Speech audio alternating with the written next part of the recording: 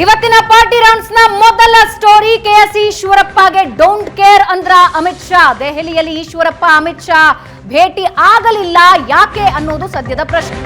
ಈಶ್ವರಪ್ಪ ಕರ್ನಾಟಕದಿಂದ ದೆಹಲಿವರೆಗೆ ಹೋದ್ರು, ಅಲ್ಲಿ ಭೇಟಿ ಆಗಲಿಲ್ಲ. ಅಮಿತ್ ಶಾ ಭೇಟಿಗೆ ಈಶ್ವರಪ್ಪ ದೆಹಲಿಗೆ ಹೋಗಿದ್ರು, ಭೇಟಿ ಆಗದೇ ಇರೋದ್ರಿಂದ ಮುಜುಗರ ಆಗಿದೆ. ಬನ್ನಿ ದೆಹಲಿಗೆ ಒಂದ್ಸಲ ಮಾತಾಡೋಣ ಅಂತ ಅಮಿತ್ ಶಾ ಹೇಳಿದ್ರು. ಆ ಮಾತಿಗೆ ಬೆಲೆ ಕೊಟ್ಟು ಈಶ್ವರಪ್ಪ ದೆಹಲಿವರೆಗೆ ಹೋಗಿರ್ತಾರೆ. ಆದ್ರೆ ದೆಹಲಿಗೆ ಹೋದ ಮೇಲೆ ಅಮಿತ್ ಶಾ ಭೇಟಿ ಕ್ಯಾನ್ಸಲ್ ಆಗುತ್ತೆ, ಅವಕಾಶ ಸಿಗಲಿಲ್ಲ. ಇದರಿಂದಾಗಿ ಈಶ್ವರಪ್ಪ ಕಂಗಾಲಾಗಿದ್ದಾರೆ. ದೆಹಲಿಗೆ ಹೋದ್ರು ಕೆಎಸ್ ಈಶ್ವರಪ್ಪಗೆ ಅಮಿತ್ ಶಾ ಸಿಗಲೇ ಇಲ್ಲ. ಹಾಗಾದ್ರೆ ದೆಹಲಿಗೆ ಕರೆದಿದ್ ಯಾಕೆ, ಅವಕಾಶ ಕೊಡ್ಲಿಲ್ಲ ಯಾಕೆ ಅನ್ನೋದು ಪ್ರಶ್ನೆ. ಕರೆದವರು ಅವರೇ, ಆದ್ರೆ ಭೇಟಿ ಆಗೋದಕ್ಕೆ ಅವಕಾಶ ಕೊಡದೇ ಇರೋರು ಅವರೇ.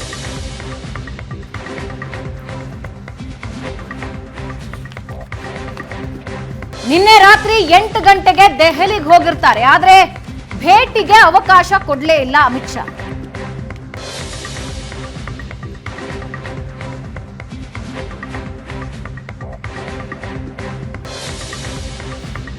ಅಮಿತ್ ಶಾ ಅವರ ಭೇಟಿಗೆ ಅವಕಾಶ ಸಿಗಲಿಲ್ಲ ಅಂತ ಸಿಬ್ಬಂದಿ ಹೇಳಿದ್ರು. ಅಮಿತ್ ಶಾ ಕಚೇರಿಯಿಂದ ಮಾಜಿ ಸಚಿವ ಈಶ್ವರಪ್ಪಗೆ ಮಾಹಿತಿ ಸಿಕ್ತು.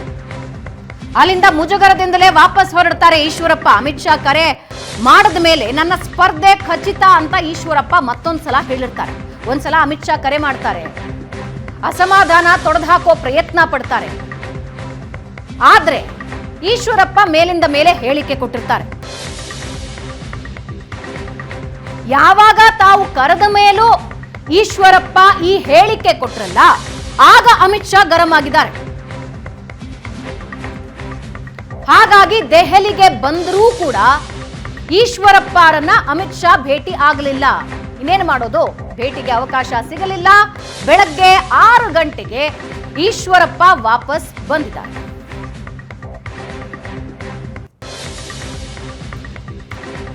ಹಾಗಾದ್ರೆ ಈಶ್ವರಪ್ಪ ಅವರ ಪಾಲಿಗೆ ಅವರ ಮಾತೇ ಮುಳುವಾಯ್ತಾ ಅನ್ನೋದು ಸದ್ಯದ ಪ್ರಶ್ನೆ. ರಾಘವೇಂದ್ರ ವಿರುದ್ಧ ಸ್ಪರ್ಧೆ ಖಚಿತ ಅಂತ ಈಶ್ವರಪ್ಪ ಮೇಲಿಂದ ಮೇಲೆ ಹೇಳಿಕೆ ಕೊಟ್ಟರು. ಅಮಿತ್ ಶಾ ಈಶ್ವರಪ್ಪ ಭೇಟಿ ರದ್ದಾಗೋದಕ್ಕೆ ಈ ಹೇಳಿಕೆಗಳೇ ಕಾರಣ ಆದವಾ ಅನ್ನೋದು ಸದ್ಯದ ಪ್ರಶ್ನೆ.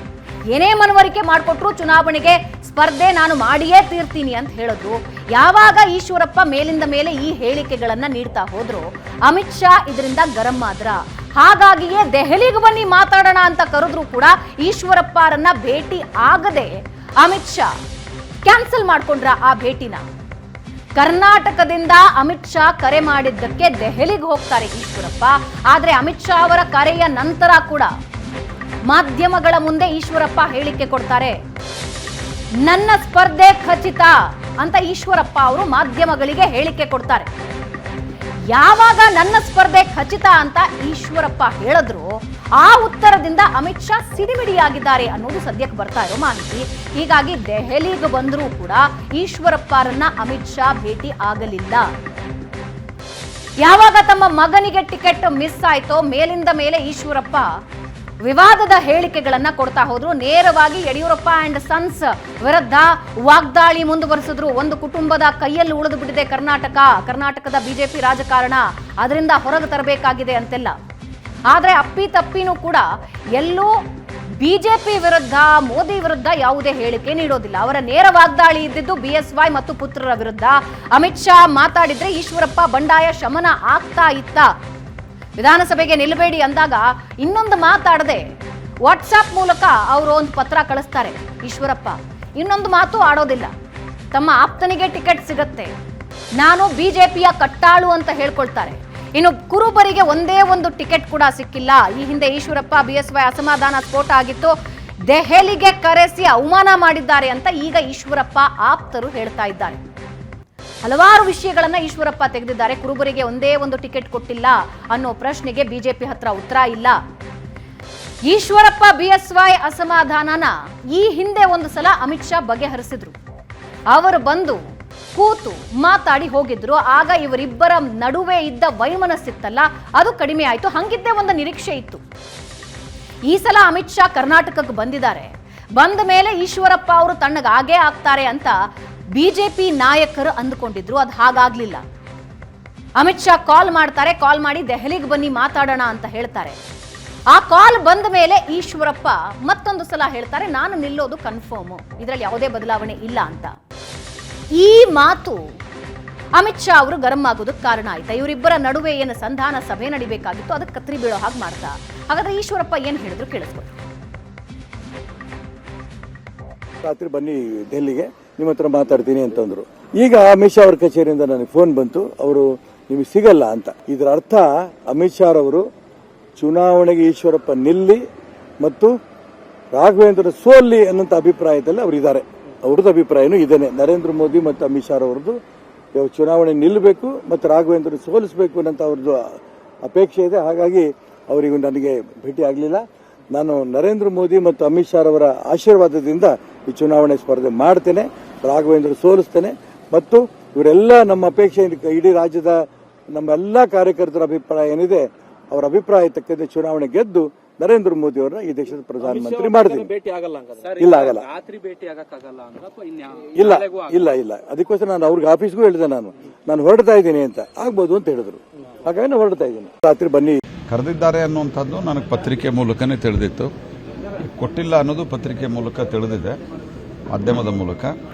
ನಾನು ಏನಿದೆ ಅಂತ ನಾನು ಮಾತುಕತೆ ಮಾಡ್ತೇನೆ. ಮತ್ತು ಈಶ್ವರಪ್ಪನವರು ನಾನು ಈಗಾಗಲೇ 10 ಬಾರಿ ಹೇಳಿದ್ದೇನೆ, ಭಾಳ ಕರ್ಮಠ ಕಾರ್ಯಕರ್ತರು, ಹೀಗಾಗಿ ಅವ್ರ ಪಕ್ಷದ ಪರವಾಗಿ ಇರ್ತಾರೆ ಅಂತ ನನಗೆ ವಿಶ್ವಾಸ ಇದೆ. ಅಲ್ಲ, ಅವರು ಅಮಿತ್ ಶಾ ಅವರ ಇಚ್ಛೆನೇ ಪಕ್ಷೇತರವಾಗಿ ಸ್ಪರ್ಧೆ ಮಾಡಬೇಕಾದ ಇಚ್ಛೆ ಇದೆ, ಅದಕ್ಕೆ ಭೇಟಿ ಕೊಟ್ಟಿಲ್ಲ.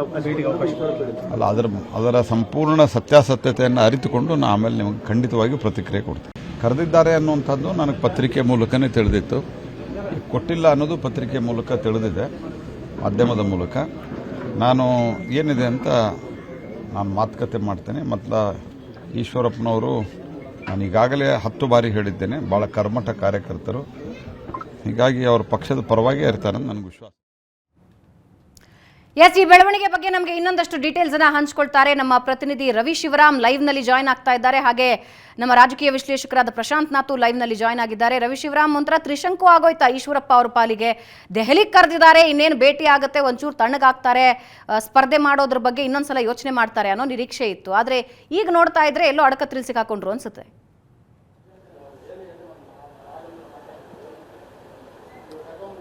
ಈಶ್ವರಪ್ಪನವರು ಶಿವಮೊಗ್ಗದಲ್ಲಿ ಸ್ಪರ್ಧೆಯನ್ನು ಮಾಡಿದಂಥ ಸಂದರ್ಭವೇ ಬಹಳ ಒಂದು ಸಂದಿಗ್ಧವಾದ ಪರಿಸ್ಥಿತಿಯಲ್ಲಿ ಅವರು ತಮ್ಮ ಪುತ್ರನಿಗೆ ಟಿಕೆಟನ್ನು ಕೇಳಿದರು ಹಾವೇರಿಗೆ, ಅಲ್ಲಿ ಮಗನಿಗೆ ಟಿಕೆಟನ್ನು ನಿರಾಕರಣೆ ಮಾಡಲಾಯಿತು. ನಂತರದಲ್ಲಿ ಈಶ್ವರಪ್ಪನವರು ತಮ್ಮ ನೇರ ಮಾತುಗಳನ್ನು ಯಡಿಯೂರಪ್ಪನವರ ಮೇಲೆ, ಅವರ ಪುತ್ರರಾದಂಥ ವಿಜೇಂದ್ರ ಅವರ ಮೇಲೆ ಹೇಳೋದಕ್ಕೆ ಶುರು ಮಾಡಿದ್ರು. ಸಿದ್ಧಾಂತವನ್ನು ಪ್ರಸ್ತಾಪ ಮಾಡಿದರು, ಹಿಂದುತ್ವವನ್ನು ವಿಚಾರಗಳನ್ನು ಮುಂದೆ ಇಟ್ಟರು. ಹೀಗೆ ಈಶ್ವರಪ್ಪನವರು ತೆಗೆದುಕೊಂಡ ನಿರ್ಧಾರಗಳು ಸಾಕಷ್ಟು ಚುನಾವಣೆಯ ಸಂದರ್ಭದಲ್ಲಿ ಬಹಳ ಆಶ್ಚರ್ಯವನ್ನು ಉಂಟು ಮಾಡುವಂಥ ನಿರ್ಧಾರವೂ ಹೌದು ಪಾರ್ಟಿಗೆ. ಜೊತೆಗೆ ಈಶ್ವರಪ್ಪನವರು ಕೂಡ ಈ ರೀತಿ ಆಗತ್ತೆ ಅನ್ನುವಂಥ ನಿರೀಕ್ಷೆಗಳನ್ನು ಕೂಡ ಬಹುತೇಕ ಮಾಡಿರಲಿಕ್ಕಿಲ್ವೇನೋ. ಭಾವನಾ ಮೊನ್ನೆ ಅಮಿತ್ ಶಾ ಅವರವರಿಗೆ ಕರೆಯನ್ನು ಮಾಡಿ ದೆಹಲಿಗೆ ಬರುವಂತೆ ಹೇಳಿದರು. ಬಂದ ಬಳಿಕ ಅವರು ಮಾಧ್ಯಮಗಳಿಗೆ ಹೇಳಿದರು ಈಶ್ವರಪ್ಪ, ಹೌದು ಅಮಿತ್ ಶಾ ಮಾತನಾಡಿದ್ದಾರೆ, ಆದರೆ ನನ್ನ ನಿಲುವಿನಲ್ಲಿ ಯಾವುದೇ ರೀತಿಯ ಬದಲಾವಣೆಗಳಿಲ್ಲ. ಒಂದು ವೇಳೆ ನಾನು ಬದಲಾವಣೆ ಆಗಬೇಕು, ನನ್ನ ನಿರ್ಧಾರವನ್ನು ಬದಲಾಯಿಸಬೇಕು ಅಂದರೆ ರಾಜ್ಯಾಧ್ಯಕ್ಷರು ಕೂಡ ಬದಲಾಗಬೇಕಾಗುವಂಥ ಸಂದರ್ಭ ಎದುರಾಗಬಹುದು ಅನ್ನುವಂಥ ಮಾತುಗಳನ್ನು ಹೇಳ್ತಾ ಇದ್ರು. ಈ ಒಂದು ಕಾರಣ ಅಂದರೆ ಕೇಂದ್ರದಲ್ಲಿ ಅಮಿತ್ ಶಾ ಇರಬಹುದು ಅಥವಾ ಕೇಂದ್ರದ ಬಹುತೇಕ ನಾಯಕರು ಇರಬಹುದು, ರಾಜ್ಯದ ನಾಯಕರುಗಳ ಜೊತೆ ಮಾತನಾಡುವಾಗ ಅದೆಲ್ಲವನ್ನ ಕೂಡ ಮಾಧ್ಯಮದ ಮುಂದೆ ಬಂದು ಚರ್ಚೆ ಮಾಡೋದನ್ನು ಬಯಸೋದಿಲ್ಲ. ಈಶ್ವರಪ್ಪನಂತ ಸೀನಿಯರ್ಗಳು ಒಂದು ತಮ್ಮ ಅಮಿತ್ ಶಾ ಬಂದು ಫೋನನ್ನ ಮಾಡಿ ಮಾತುಕತೆಯನ್ನ ಮಾಡಿದ ಬಳಿಕ ಆ ಒಂದು ವಿಚಾರಗಳನ್ನ ಮಾಧ್ಯಮದ ಮುಂದೆ ಇಟ್ಟು ಸಾರ್ವಜನಿಕಗೊಳಿಸಿ. S, continue Prashant.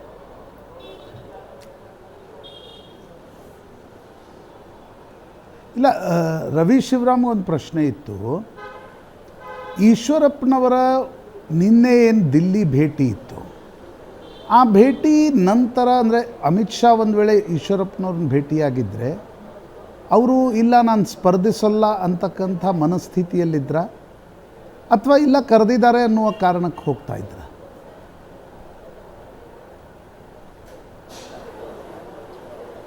ಪ್ರಶಾಂತ್, ಈಶ್ವರಪ್ಪನವರು ಬಹುತೇಕ ಚುನಾವಣಾ ಕಣದಿಂದ ಹಿಂದೆ ಸರಿಯುವಂಥ ಸಾಧ್ಯತೆಗಳು ಹೆಚ್ಚಿದ್ವು ಹೇಳುವುದನ್ನು ಅವರ ಆಪ್ತ ವಲಯದವರು ಹೇಳ್ತಾರೆ.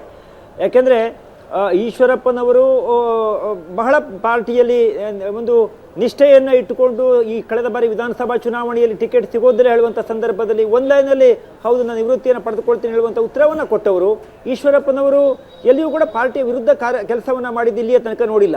ಯಾವಾಗ ಯಡಿಯೂರಪ್ಪನವರು ಹೊಸ ಪಾರ್ಟಿಯನ್ನು ಕಟ್ಟಿ ಆ ಸಂದರ್ಭದಲ್ಲಿ ರಾಜ್ಯಾಧ್ಯಕ್ಷರಾಗಿ ಪಾರ್ಟಿಯನ್ನು ಮುನ್ನಡೆಸಿದಂಥ ಈಶ್ವರಪ್ಪನವರಿಗೆ ಈ ಬಾರಿ ಮತ್ತೆ ತಾನು ಚುನಾವಣೆಗೆ ಸ್ಪರ್ಧೆ ಮಾಡಿ ಅಲ್ಲಿ ತೊಂದರೆ ಕೊಡಬೇಕು ಅನ್ನುವಂಥ ಸ್ಥಿತಿಯಲ್ಲಿ ಇರೋದಕ್ಕಿಂತ ಜಾಸ್ತಿಯಾಗಿ ಅವ್ರಿಗೆ ಯಡಿಯೂರಪ್ಪ ಮತ್ತು ಈಶ್ವರಪ್ಪನ ಮೇಲೆ ಸಿಟ್ಟಾಗಿ ಚುನಾವಣೆಗೆ ನಿಂತಂತೆ ಕಾಣ್ತಾ ಇದೆ. ಆದರೆ ಈಶ್ವರಪ್ಪನವರಿಗೆ ಅಮಿತ್ ಶಾ ಇರಬಹುದು, ಕೇಂದ್ರ ನಾಯಕರುಗಳು ಕರೆದು ಮಾತನಾಡಿ ಅವರಿಗೆ ಬಗೆಹರಿಸುವಂಥ ಒಂದು ಹಿನ್ನೆಲೆಯಲ್ಲಿ ಅವರಿಗೆ ವಿಶ್ವಾಸಕ್ಕೆ ತೆಗೆದುಕೊಂಡಿದ್ರೆ ಬಹುಶಃ ಈಶ್ವರಪ್ಪನವರು ಚುನಾವಣೆ ನಿಲ್ಲುವಂಥ ಸಾಧ್ಯತೆಗಳು ಕಡಿಮೆ ಇದ್ವು ಹೇಳುವಂಥದ್ದನ್ನು ಅವರು ಆಪ್ತವಲಯದವರು ಹೇಳ್ತಾರೆ. ಮತ್ತು ಅವ್ರು ದೆಹಲಿಯಿಂದ ಬಂದ ಬಳಿಕ ಈಶ್ವರಪ್ಪನವರು ಕೊಟ್ಟಂಥ ಹೇಳಿಕೆಯನ್ನು ಕೂಡ ಗಮನಿಸಿ ನೋಡಿ ಪ್ರಶಾಂತ್. ಬಹುಶಃ ಅಮಿತ್ ಶಾ ಅವರನ್ನು ಯಾಕೆ ಭೇಟಿ ಮಾಡಿಲ್ಲ ಅಂತ ಹೇಳಿದರೆ ರಾಘವೇಂದ್ರ ಅವರನ್ನ ಸೋಲಿಸಲಿ ಎನ್ನುವ ಕಾರಣಕ್ಕೆ, ಹಿಂದುತ್ವ ಗೆಲ್ಲಿ ಎನ್ನುವ ಕಾರಣಕ್ಕೆ ಅವರು ನನಗೆ ಭೇಟಿಗೆ ಅವಕಾಶ ಕೊಟ್ಟಿಲ್ಲ ಹೇಳುವಂಥ ಮಾತುಗಳು ಹೇಳ್ತಾ ಇದ್ದಾರೆ. ಅಂದರೆ ಅಮಿತ್ ಶಾ ಮಾತನಾಡಿದಿದ್ರೆ ನಾನು ಚುನಾವಣೆ ಸ್ಪರ್ಧೆ ಮಾಡ್ತಿರ್ಲಿಲ್ಲ ಹೇಳುವಂಥ ಒಂದು ದಾಟಿಯೂ ಕೂಡ ಅವರ ಉತ್ತರದಲ್ಲಿದೆ. ಬಹುಶಃ ಆ ಅವಕಾಶ ಅಮಿತ್ ಶಾ ಅವರು ಕೊಡಲಿಲ್ಲ, ಹಾಗಾಗಿ ಈಶ್ವರಪ್ಪ ಈಗ ಸ್ಪರ್ಧೆ ಮಾಡುವಂಥ ಸಾಧ್ಯತೆ ಹೆಚ್ಚಳವಾಗಿದೆ ಅಂತ ಅನಿಸುತ್ತೆ. ಪ್ರಶಾಂತ್, ನೀವು ಆರಂಭದ ಹಂತಗಳಲ್ಲಿ ಅಂದರೆ ಈಶ್ವರಪ್ಪ ಅವರು ಯಾವಾಗ ರೆಬಲ್ ಆದ್ರಲ್ಲ ಆಗ ಒಂದು ಮಾತು ಹೇಳ್ತಾ ಇದ್ರಿ, ಕಾದ್ ನೋಡೋಣ ಈಶ್ವರಪ್ಪ ಅವರು ಯಾವಾಗ ಬೇಕಾದರೂ ತಮ್ಮ ನಿರ್ಧಾರದಿಂದ ವಾಪಸ್ ಬರಬಹುದು ಅಂತ. ಈಗಲೂ 2 ದಿನಗಳ ಹಿಂದೆ ಹಂಗಿದ್ದೇ ಒಂದು ವಾತಾವರಣನೂ ಇತ್ತು. ಆದರೆ ಎಲ್ಲೋ ಈ high command the way it is behaving, ಆ ನಾಯಕರಿಗೆ ಗೌರವ ಕೊಡೋ ವಿಷಯದಲ್ಲಿ, ಆ ನಾಯಕರನ್ನ ವಿಶ್ವಾಸಕ್ಕೆ ತಗೊಳ್ಳೋ ವಿಷಯದಲ್ಲಿ ಈಗ ಈಶ್ವರಪ್ಪ ಅವ್ರನ್ನ ದೆಹಲಿವರೆಗೆ ಕರೆಸ್ಕೊಂಡು ದೆಹಲಿಯಲ್ಲಿ ಭೇಟಿ ಮಾಡದೆ ವಾಪಸ್ ಕಳಿಸೋದ್ರ ಅರ್ಥ ಏನು? ಇಲ್ಲ, ನಿನ್ನೆ ದಿಲ್ಲಿ ಭೇಟಿ ಸಾಧ್ಯ ಆಗದೇ ಇರೋದು ಹೈಕಮಾಂಡ್ ಮೂಲಗಳು ಹೇಳುತ್ತಿರುವ ಪ್ರಕಾರ. ಮೊನ್ನೆ ಅಮಿತ್ ಶಾ ಅವರು ಈಶ್ವರಪ್ಪನವ್ರಿಗೆ ಕಾಲ್ ಮಾಡಿದಾಗ ನೀವು ನಾಮಪತ್ರವನ್ನು ಹಿಂತೆಗೆದುಕೊಳ್ಳಿ, ನೀವೇ ಸೀನಿಯರ್ ಲೀಡರ್ ಆದಾಗ ನೀವು ಹೆಂಗೆ ಬಂಡಾಯ ಹೇಳ್ತೀರಿ ಅಂತಕ್ಕಂಥದ್ದನ್ನು ಕೇಳಿದಾಗ ಈಶ್ವರಪ್ಪನವರು ಎಲ್ಲ ವಿಷಯಗಳನ್ನು ವಿವರಿಸಿದ್ದಾರೆ. ನನಗೆ 23ರಲ್ಲಿ ಟಿಕೆಟ್ ಕೊಡದೇ ಇದ್ದಾಗ ನಂಗೆ ಸುಮ್ಮನಿದ್ದೆ, ಈಗ ನೀವು ಯಡಿಯೂರಪ್ಪನವರ ಮಗನನ್ನು ಅಧ್ಯಕ್ಷರನ್ನಾಗಿ ಮಾಡಿದ್ದೀರಿ, CT ರವಿಗೆ ಟಿಕೆಟ್ ಕೊಡಲಿಲ್ಲ, ಪ್ರತಾಪ್ ಸಿಂಹ ಟಿಕೆಟ್ ಹೋಯಿತು, ಅನಂತಕುಮಾರ್ ಹೆಗಡೆ ಹೋಯಿತು, ನಳಿನ್ ಕುಮಾರ್ ಕಟೀಲ್ ಹೋಯಿತು, ಹಿಂದುತ್ವವಾದಿಗಳಿಗೆ ಯಾರಿಗೂ ಟಿಕೆಟ್ ಸಿಕ್ಕಿಲ್ಲ ಅನ್ನೋದನ್ನು ಈಶ್ವರಪ್ಪನವರು ಅಮಿತ್ ಶಾ ಅವ್ರಿಗೆ ಮನವರಿಕೆ ಮಾಡಿಕೊಡ್ಲಿಕ್ಕೆ ಹೋದಾಗ ನೀವು ದಿಲ್ಲಿಗೆ ಬನ್ನಿ ಪೂರ್ತಿ ಮಾತಾಡೋಣ ಅಂತ ಹೇಳಿದ್ದಾರೆ. ಆದರೆ ಆ ಫೋನ್ ಕರೆಯ ನಂತರ ಈಶ್ವರಪ್ಪನವರು ಒಂದು ಪತ್ರಿಕಾಗೋಷ್ಠಿಯನ್ನು ನಡೆಸಿ ಯಾರೇ ಏನೇ ಮಾತನಾಡಿದರೂ ಕೂಡ ಒಂದು ನಿರ್ಧಾರ ನಂದು ಅಚ್ಚಲ, ನಾನು ಯಾವುದೇ ಕಾರಣಕ್ಕೂ ಕೂಡ ಕೊಟ್ಟಿರುವ ಏನೊಂದು ನಾಮಪತ್ರವನ್ನು ಸಲ್ಲಿಸ್ತಾ ಇದ್ದೀನಿ, ಅದರಿಂದ ಹಿಂತೆಗೆದುಕೊಳ್ತಕ್ಕಂಥ ಪ್ರಶ್ನೆ ಇಲ್ಲ, ನಾನು ಬಂಡಾಯ ನಿಲ್ಲೋದು ಖಚಿತ. ಅಮಿತ್ ಶಾ ಅವ್ರು ಕರೆದು ಮಾತಾಡಲಿ, ಇನ್ಯಾರೋ ಕರೆದು ಮಾತಾಡಲಿ, ನನಗೆ ನಿಲ್ತೀನಿ ಅಂತಕ್ಕಂಥದ್ದನ್ನು ಈಶ್ವರಪ್ಪನವ್ರು ಹೇಳಿದ ನಂತರ ಅದನ್ನು ಅಮಿತ್ ಶಾ ಟಿ ವಿಯಲ್ಲಿ ನೋಡಿದ್ದಾರೆ.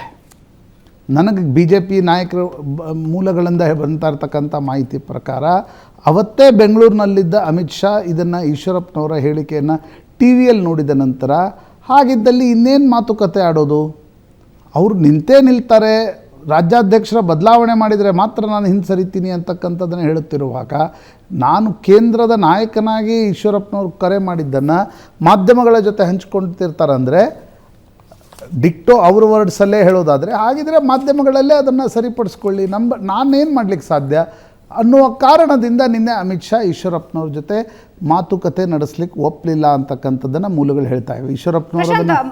ಈಶ್ವರಪ್ಪ ಅವರ ಮಾತಲ್ಲಿ ಒಂದಂತೂ ಅರ್ಥ ಆಯಿತು, ಹಿ ವಾಸ್ ಎಕ್ಸ್ಪೆಕ್ಟಿಂಗ್, ನಿರೀಕ್ಷೆ ಇತ್ತು ಅವರಿಗೆ ನನ್ನನ್ನು ಕರೆಸ್ತಾರೆ, ನೀಟಾಗಿ ಮಾತಾಡಿಸ್ತಾರೆ ಅಂತ. ಆದರೆ ಈಗ ಅನ್ನಿಸ್ತಾ ಇರೋದು ಸರಿ ಬಿಡಿ ಹಾಗಾದರೆ ನಾನು ಸ್ಪರ್ಧೆಗೆ ನಿಂತ್ಕೋತೀನಿ ಅಂತ. ಇದರಿಂದ ಈಶ್ವರಪ್ಪ ಅವರಿಗೆ ಲಾಭ ಆಗೋ ಸಾಧ್ಯತೆ ಎಷ್ಟು ಮಟ್ಟಿಗಿದೆ ನೋಡಿ. ಈ ಬಂಡಾಯ ಹೇಳುವಾಗ ಅಥವಾ ಪ್ರತಿಭಟನೆ ಕುಳಿತುಕೊಳ್ಳುವಾಗ ಇದನ್ನು ಎಲ್ಲಿ ಮುಗಿಸ್ಬೇಕು ಅನ್ನೋದು ಆಯಾ ನಾಯಕರಿಗೆ ಗೊತ್ತಿರಬೇಕು. ಪ್ರಾಯಶಃ ನನಗನ್ಸುತ್ತೆ ಇವತ್ತಿನ ಸ್ಥಿತಿಯಲ್ಲಿ ನಾನು ನೋಡಿದಾಗ ಈಶ್ವರಪ್ಪನವರು ಅದನ್ನು ಎಲ್ಲಿ ನಿಲ್ಲಿಸಬೇಕು ಅಂತಕ್ಕಂಥದ್ದನ್ನು ಸ್ಪಷ್ಟ ಮಾಡಿಕೊಳ್ಳದೆ ತುಂಬ ಮುಂದೆ ಹೋಗ್ಬಿಟ್ರು ಅಂತ ಅನಿಸುತ್ತೆ.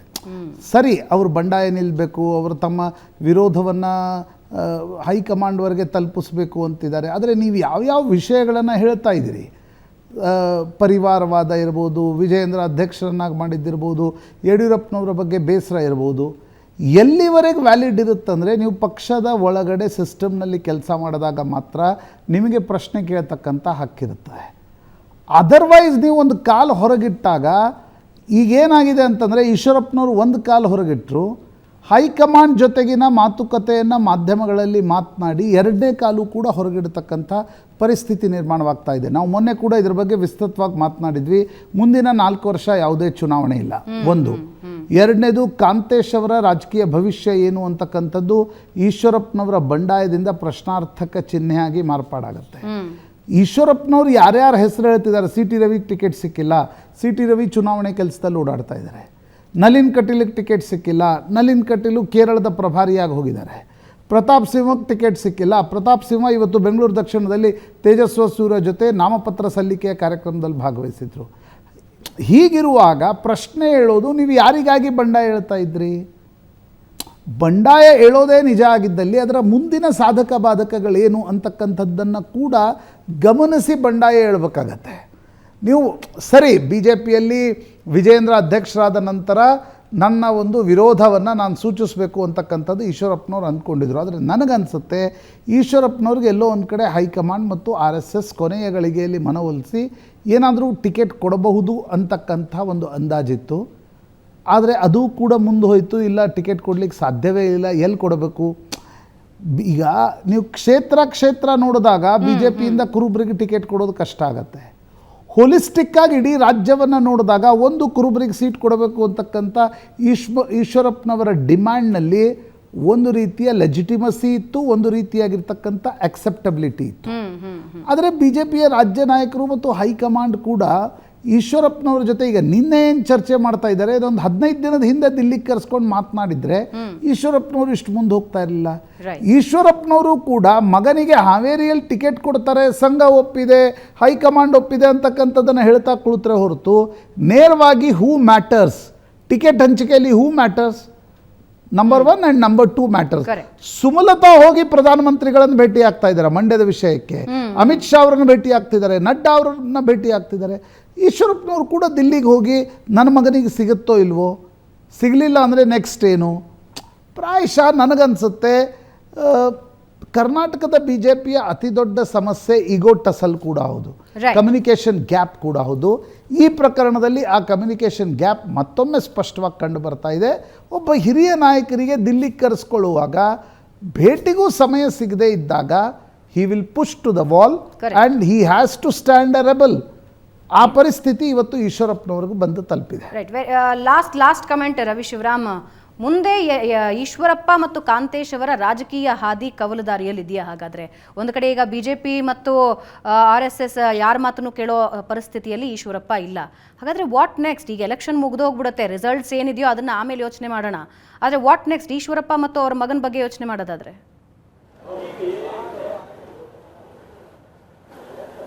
ಭಾವನಾ, ಈಗ ಈಶ್ವರಪ್ಪನವರೇ ಸ್ವತಃ ದೆಹಲಿಗೆ ಹೋದಾಗ ಅವರನ್ನು ಕರೆದು ಮಾತನಾಡಲಿಲ್ಲ, ಮಾಧ್ಯಮಗಳಿಗೆ ಮಾತನಾಡಿದ್ದಕ್ಕೆ ಅಮಿತ್ ಶಾ ಅವರು ಸಿಟ್ಟು ಮಾಡ್ಕೊಂಡಿರುವಾಗ, ಅಂದರೆ ಈಶ್ವರಪ್ಪನವರ ವಿಚಾರವೇ ಇನ್ನೂ ಪ್ರಶ್ನಾರ್ಥಕವಾಗಿದೆ. ಹೀಗಾಗಿ ಅವರ ಮಗನಿಗೆ ಮುಂದೆ ಏನು ಮಾಡ್ತಾರೆ ಎನ್ನುವಂಥದ್ದು ಇನ್ನೂ ಕೂಡ ದೊಡ್ಡ ಪ್ರಶ್ನೆ. ಯಾಕೆಂದರೆ ಮಗನಿಗೋಸ್ಕರ ಈಶ್ವರಪ್ಪನವರು ಇಷ್ಟೊಂದು ಸಿಟ್ಟಾಗಿದ್ರು. ಬಿಜೆಪಿಯವರು ಭಾವನಾ ಅನೇಕರು ಮಾತಾಡ್ತಾ ಇದ್ರು, ಒಂದು ವೇಳೆ ಈಶ್ವರಪ್ಪನವರು ವಿಧಾನಸಭಾ ಚುನಾವಣೆ ಸಂದರ್ಭದಲ್ಲಿ ಟಿಕೆಟ್ ಅನ್ನು ತಪ್ಪಿಸಿದ್ರು, ಅದಕ್ಕೆ ಅವರು ಒಪ್ಕೊಂಡಿದ್ರು. ಆದರೆ ಅವ್ರಿಗೆ ಮತ್ತೆ ಲೋಕಸಭೆಗೆ ನಿಲ್ಲಬೇಕು ಹೇಳುವಂಥದ್ದು ಏನಾದರೂ ಮನಸ್ಸಲ್ಲಿದ್ರೆ, ಮಗನಿಗಿಂತ ಜಾಸ್ತಿಯಾಗಿ ಈಶ್ವರಪ್ಪ ತಾನೇ ನಿಲ್ತೀನಿ ಹೇಳುವಂಥ ಮಾತುಗಳನ್ನು ಗಟ್ಟಿಯಾಗಿ ಹೇಳಿದಿದ್ರೆ ಬಹುಶಃ ಹೈಕಮಾಂಡ್ ಅವರಿಗೆಲ್ಲಾದರೂ ಒಂದು ಕಡೆ ಒಂದು ಕ್ಷೇತ್ರದಲ್ಲಿ ಅವ್ರಿಗೆ ಅವಕಾಶ ಸಿಗ್ತಿತ್ತು.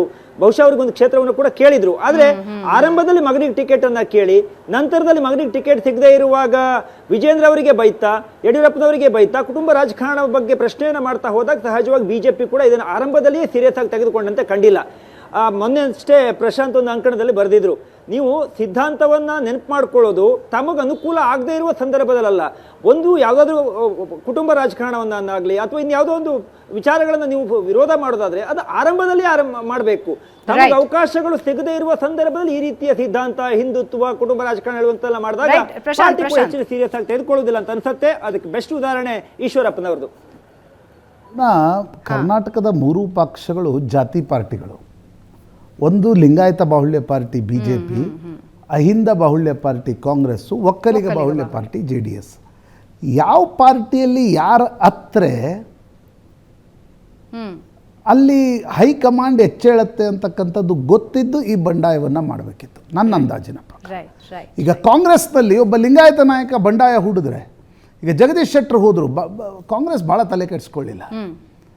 ಬಿ ಜೆ ಪಿಯಲ್ಲಿ ಯಡಿಯೂರಪ್ಪನವರು ಹೊರಗಡೆ ಹೋದರೆ ಬಿ ಜೆ ಪಿ ತಲೆ ಕೆಡಿಸ್ಕೊಳ್ಳುತ್ತೆ. ಜೆ ಡಿ ಎಸ್ನಲ್ಲಿ ಸಿ ಎಮ್ ಇಬ್ರಾಹಿಂ ಹೋದರು, ಜೆ ಡಿ ಎಸ್ ತಲೆ ಕೆಡಿಸ್ಕೊಳ್ತಾ? ನನಗನ್ಸುತ್ತೆ ಈಶ್ವರಪ್ಪನವರು ಬಂಡಾಯ ಹೇಳುವಾಗ ಈ ಅಂಶಗಳನ್ನು ಪರಿಗಣನೆಗೆ ತೆಗೆದುಕೊಂಡು ಸಂಘ ಮತ್ತು ಬಿ ಜೆ ಪಿಯ ಹೈಕಮಾಂಡನ್ನು ವಿಶ್ವಾಸಕ್ಕೆ ತೆಗೆದುಕೊಂಡು ಇಲ್ಲಿ ಬಂಡಾಯದ ಪ್ರಶ್ನೆಗಳನ್ನು ಇಡಬೇಕಿತ್ತೇ ಹೊರತು ಏಕಾಏಕಿ ತುಂಬ ಮುಂದೆ ಹೋದ ನಂತರ ಈಗ ವಾಪಸ್ ಬರಲಿಕ್ಕೆ ಸಾಧ್ಯ ಆಗ್ತಾ ಇಲ್ಲ ಅನ್ನೋದು ಕೂಡ ವಾಸ್ತವ ಅಂತ ಅನಿಸುತ್ತೆ. ರೈಟ್. ಇದರ ಜೊತೆಗೆ ಹೈಕಮಾಂಡು ಸರಿಯಾದ ರೀತಿಯಲ್ಲಿ ಮತ್ತೊಂದು ಸಲ ಹ್ಯಾಂಡಲ್ ಮಾಡೋದ್ರಲ್ಲಿ ಎಡವುತು ಅಂತ ಅನ್ನಿಸ್ತಾ ಇದೆ. ಎಂಡ್ ಆಫ್ ದ ಡೇ ಹೇಳಬೇಕು ಅಂದರೆ ಈಶ್ವರಪ್ಪ ಅವರು ಎಷ್ಟು ಕೋಪಗೊಂಡಿರೋದಕ್ಕೆ ಮಗನ ಮುಂದಿನ ರಾಜಕೀಯ ಭವಿಷ್ಯನೂ ಒಂದು ಕಾರಣ ಆಗುತ್ತೆ. ವಾಟ್ ನೆಕ್ಸ್ಟ್ ಅಂತ ರಾಜಕಾರಣದಲ್ಲಾಗಲಿ ಯಾವುದೇ ವಿಷಯದಲ್ಲಾಗಿ ಪುತ್ರ ವ್ಯಾಮೋಹಕ್ಕಿಂತ ಮುಂದೆ ಯಾವುದೂ ಇರೋದಿಲ್ಲ. ದಳಪತಿ ನಾಮಪತ್ರ ಸಲ್ಲಿಕೆ ಮಾಡಿದ್ದಾರೆ. ಮಂಡ್ಯದಲ್ಲಿ ಮಾಜಿ CM HD. Kumaraswamy power show ಪ್ರದರ್ಶನ ಆಯಿತು.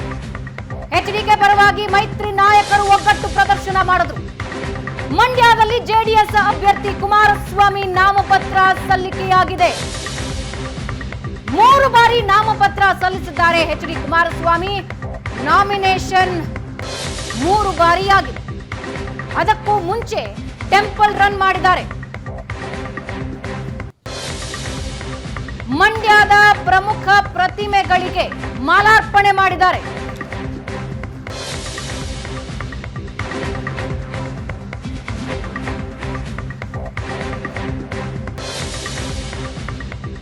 ನಾಮಪತ್ರ ಸಲ್ಲಿಸಿದ ಮೇಲೆ ವಿವಿ ಆವರಣದಲ್ಲಿ ಸಮಾವೇಶ ಮಾಡಿದ್ರು. ಎಚ್ಡಿಕೆ ಪರವಾಗಿ ಗೋವಾ ಸಿಎಂ ಪ್ರಮೋದ್ ಸಾವಂತ್, ಬಿಎಸ್ವೈ, ಯದುವೀರ್ ಸೇರಿ ಮೈತ್ರಿ ನಾಯಕರ ಸಮಾಗಮ ಕಾಣೋದಕ್ಕೆ ಸಿಕ್ತು. ಮಂಡ್ಯ ನೆಲದಲ್ಲಿ ನಿಂತು ಕಾಂಗ್ರೆಸ್ ವಿರುದ್ಧ ಎಚ್ಡಿಕೆ ರಣಕಹಳೆ ಮೊಳಗಿಸಿದ್ರು.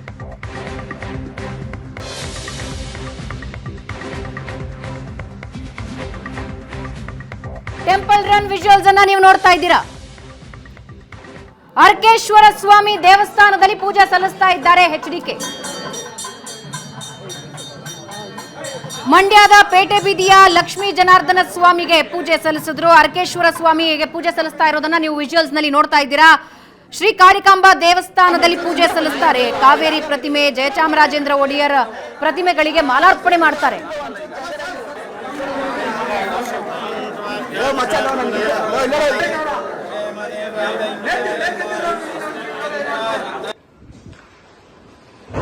ಇನ್ನು ನಾಮಪತ್ರ ಸಲ್ಲಿಸ್ತಾ ಇರೋ ದೃಶ್ಯ ನೀವು ನೋಡ್ತಾ ಇದ್ದೀರಾ. 3 ಸಲ ನಾಮಪತ್ರ ಸಲ್ಲಿಸಿದ್ದಾರೆ. ಮೊದಲನೇ ಸಲ ಯಡಿಯೂರಪ್ಪ ಅವರು, ಗೋವಾ ಸಿಎಂ ಪ್ರಮೋದ್ ಸಾವಂತ್, ಯದುವೀರ್ ಒಡೆಯರ್, ಪುಟ್ಟರಾಜು ಎಲ್ಲರೂ ಜೊತೆಯಾಗಿ ನಿಂತ್ಕೋತಾರೆ. ಯಡಿಯೂರಪ್ಪ ಅವರು ಹಾಗೂ ಗೋವಾ ಸಿಎಂ ಅವರ ಜೊತೆಗೆ ನಿಂತು ನಾಮಪತ್ರ ಸಲ್ಲಿಕೆ ಮಾಡ್ತಾ ಇದ್ದಾರೆ ಕುಮಾರಸ್ವಾಮಿ ಅವರು. ಇನ್ನು ಇದರಲ್ಲಿ ಯದುವೀರ್ ಒಡೆಯರ್, ಪುಟ್ಟರಾಜು ಅವರು ಜೊತೆಯಾಗ್ತಾರೆ. ಇನ್ನು 2ನೇ ಬಾರಿ ನಾಮಿನೇಷನ್ ಸಲ್ಲಿಸಿದಾಗ ಮಾಜಿ ಸಚಿವ ಕೆಸಿ ನಾರಾಯಣಗೌಡ, ಸುರೇಶ್ ಗೌಡ, ರವೀಂದ್ರ ಶ್ರೀಕಂಠಯ್ಯ, ಅನ್ನದಾನಿ ಜೊತೆ ನಾಮಿನೇಷನ್ ಸಲ್ಲಿಸ್ತಾರೆ. ಇದಾದ ಮೇಲೆ ಮಂಡ್ಯ ವಿವಿ ಆವರಣ ಸಮಾವೇಶ, ಮೈತ್ರಿ ನಾಯಕರ ಒಗ್ಗಟ್ಟಿನ ಪ್ರದರ್ಶನ ಆಗ್ತಾ ಇರೋದನ್ನ ನೀವು ನೋಡ್ತಾ ಇದ್ದೀರಾ. ಕೈ ಕೈ ಹಿಡಿದು ಒಗ್ಗಟ್ಟು ಪ್ರದರ್ಶನ ಮಾಡ್ತಿದ್ದಾರೆ.